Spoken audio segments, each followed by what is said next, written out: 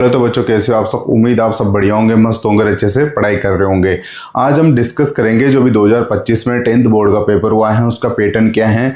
जो भी बच्चे इस बार 10th का एग्जाम देंगे, जो अभी से 10th की प्रिपरेशन कर रहे हैं, तो उनके लिए इसको जानना बहुत ज़्यादा ज़रूरी है, क्योंकि आपको पढ़ाई कैसे करनी है, किस पैटर्न पे करनी है, आपको चीज़ें कैसे याद करनी है, वो इस पेपर को जब आप एनालिसिस करोगे, इसको देखोगे कि क्वेश्चन कैसे कैसे फ्रेम होते हैं, क्वेश्चन कैसे कैसे पूछे जा सकते हैं, तब जाके आपको एक क्लियरिटी मिलेगी। तो आज हम देखेंगे 2025 का जो 10th बोर्ड का पेपर है वो आपका सोशल साइंस का, इसको हम समझेंगे और इसमें मैं आपको पैटर्न बताऊंगा कि कैसे कैसे क्वेश्चन पूछे जाते हैं एग्जाम में।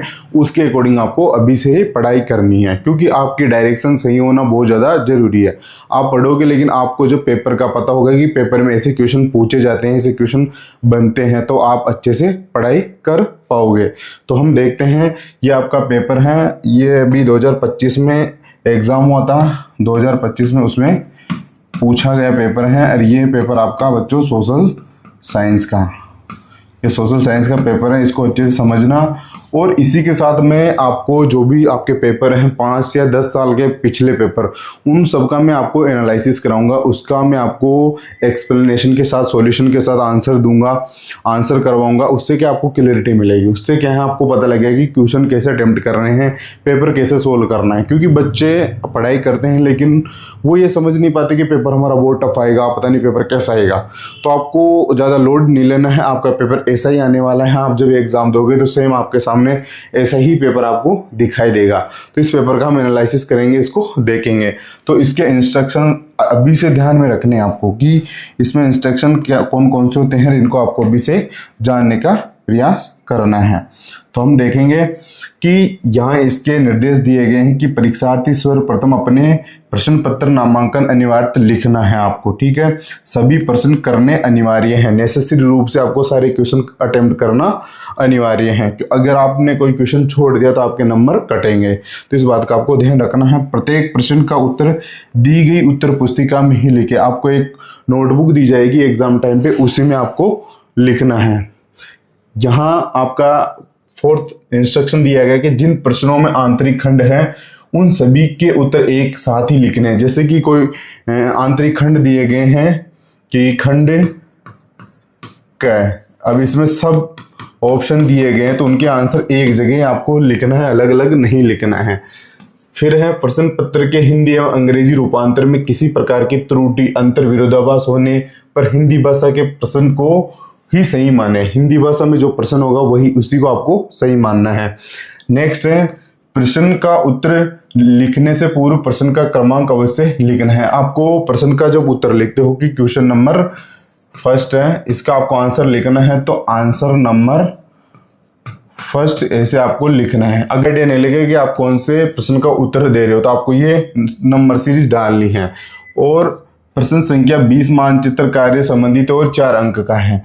यहाँ पे आपके मार्क्स भी दिए गए हैं। और क्वेश्चन नंबर 20 ये है आपके मैप से संबंधित, तो आपको मैप की भी अच्छी प्रैक्टिस करनी है, मैप को भी समझना। मैं आपको मैप भी अच्छे से कराऊंगा, जो आपको बिल्कुल आपके जो 4 नंबर है वो कहीं नहीं जाएंगे। इसी के साथ प्रश्न संख्या 14 से 20 तक में आंतरिक विकल्प दिए गए हैं। तो हम पेपर को देखते हैं कि ऐसे ही पेपर आपके सामने जब आप एग्जाम देने जाओगे तो ऐसा ही सेक्शन ए आपको मिलेगा। सेम जैसा का ऐसा पेपर आने वाला है। ये अभी 2025 में जो पेपर आया है सोशल साइंस का वो यही है।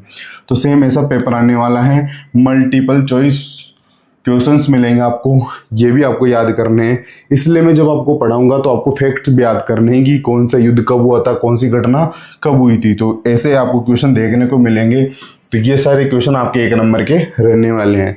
तो इस पैटर्न को आपको ध्यान में रखना है।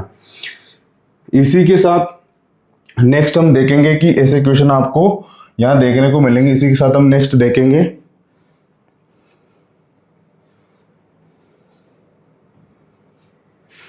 फिर जो सेकंड है ये मिलेगा फिल इन द ब्लैंक्स। तो ये आपको पढ़ना है जब आप पढ़ाई करोगे। जो आपके जो नोटबुक हैं, जो आपकी बुक हैं, उसमें आपको सीधा मिल जाएगा लाइन टू लाइन, और वहां से फिल इन द ब्लैंक्स बनेंगे। तो ये आपको अच्छे से अंडरस्टैंडिंग में लाने हैं कि कैसे क्वेश्चन बन सकते हैं। और जो आपके नोटबुक होती है, जो आपकी बुक होती है, उसके पीछे जो ये दे रखे हैं उनको अच्छे से करना है। मैं आपको बहुत अच्छे से करवा दूंगा, मैं आपको एक एक लाइन टू लाइन चीज़ें याद करवा दूंगा, तो आपको टेंशन लेने की ज़्यादा ज़रूरत नहीं है। इसके बाद हम नेक्स्ट देखते हैं, यहाँ से आपके क्वेश्चंस बनेंगे। ये जो क्वेश्चन है ये एक एक नंबर के होंगे, तो ये ऐसे क्वेश्चन आपको देखने को मिलेंगे। इनका आंसर टू द पॉइंट देना है, इनमें फालतू चीज़ नहीं लिखनी है, इसको ज़्यादा बड़ा नहीं करना है। बस जो क्वेश्चन में जिसकी डिमांड है कि गुलामगिरी नामक पुस्तक किसने लिखी थी, तो उसका लेखक का नाम बताना आपको, उससे ज़्यादा कुछ भी नहीं लिखना है। नेक्स्ट हम देखेंगे जो आपका सेक्शन बी आएगा। ये चीज़ें बच्चे क्या ध्यान नहीं रखते, शब्द सीमा लगभग 50 शब्द होनी चाहिए, इससे ना तो कम होने चाहिए ना ही इससे ज़्यादा होनी चाहिए। यदि आपने इसमें यदि 100 शब्द 100 वर्ड्स कर दिए तो आपके नंबर यहाँ से कटेंगे, तो आपको गलती नहीं करनी है। यहाँ आपको क्वेश्चन ऐसे देखने को मिलेंगे और इसमें जर्मेनिया मारियान रूपक की तुलना कीजिए। अब आपने जर्मेनिया के बारे में लिखा तो आपको 1 नंबर मिलेगा, मारियान का लिखा तो 1 नंबर मिलेगा। यहाँ आप नंबरों को देख लीजिए कि कैसे हमारे को नंबर मिलेंगे, क्योंकि आपको बोर्ड में जब आप पेपर करोगे तो आपको प्रत्येक क्वेश्चन का प्रत्येक चीज़ जो आप लिखोगे उसके मार्क्स मिलते हैं, तो इन सब चीज़ों का ध्यान रखना है। इसी के साथ 1929 की महामंदी के कोई 2 कारण लिखे हैं। यदि आपने मानो कि आपको एक ही कारण पता है तो आपको सिर्फ एक ही मार्क्स मिलेगा, यदि आपको दोनों पता है तो आपको दोनों मार्क्स मिलेंगे। इन सब चीज़ों का बहुत ज़्यादा ध्यान रखना कि आपकी जो कॉपी चेक होती है वो इसी पैटर्न पे आधारित होती है, तो इन सब चीज़ों का ध्यान रखना है। मार्क्स के अकॉर्डिंग काम करना है, वो 50 वर्ड से ज़्यादा नहीं होने चाहिए, 50 शब्द से ज़्यादा नहीं होने चाहिए। फिर देखना कि आपके नंबर कितने अच्छे आते हैं एग्ज़ाम में। इसी के साथ यहाँ आपको क्वेश्चन देखने को मिलेंगे। फिर आपका स्टार्ट होगा सेक्शन सी। यहाँ आपकी शब्द सीमा बढ़ के हो जाती है 100 वर्ड्स। अब 100 वर्ड्स में आपको आंसर देना है और इससे ना तो कम ना इससे ज़्यादा देना। अब आपके क्वेश्चंस की आंसर ये मार्क्स बढ़ जाते हैं, यहाँ से ये 3 मार्क्स का क्वेश्चन हो जाता है, तो आपको इसका ध्यान रखना है। और आपको बच्चे क्या है जब शुरू में पेपर देने जाते हैं वो इसको भी अटेम्प्ट करते हैं, इसको भी अटेम्प्ट करते हैं, और ये क्वेश्चन उनका गलत हो जाता है। आपको यदि अथवा और दिख जाए इसमें से आप या तो ये करो या ये करो, ये वाला करो, आपको दोनों में से एक करना है, आपको दोनों नहीं करने हैं। इस बात का आपको ध्यान रखना है। ये एक ही क्वेश्चन है, ये अथवा और में, ये अब इसमें आपको ये आता है तो ये कीजिए, ये आता है तो ये कीजिए, लेकिन दोनों आपको नहीं करने, वरना आपका क्वेश्चन गलत हो जाएगा, वो चेक नहीं होगा। ये आपका ऑप्शन नंबर, ये आपका सेक्शन नंबर डी यहाँ से आपको देखने को मिलेगा। और यहाँ पे आपको निबंधात्मक प्रश्न देखने को मिलेंगे जो आपको 250 वर्ड्स में आंसर आपको देना है, और यहाँ से आपको मिलेंगे 4 नंबर।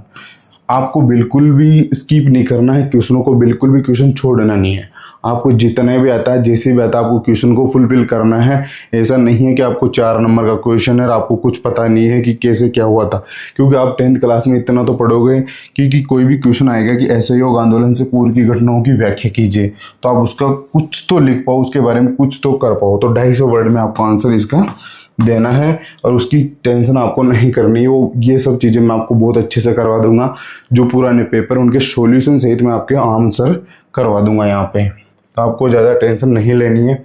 और ये जो क्वेश्चन नंबर 20 है ये आएगा आपका मैप से संबंधित। आप जो मैप करोगे, जो आपको मैप करवाऊंगा उसमें आपकी लोकेशंस आएगी, ये आपको उसमें फुलफिल करना है। इसके आपको सीधे सीधे 4 नंबर मिलेंगे। आपका यदि एक सही होगा तो 1 नंबर, ऐसे चारों सही है तो 4 नंबर, गलत है तो 4 नंबर आपको नहीं मिलेंगे। ये आपको मैप मिलेगा, उसमें आपको फुलफिल करना है। और यहाँ से आपका पेपर ऐसा आपको जैसा मैंने आपको दिखाया है सेम ऐसा ही पेपर आपको मिलने वाला है।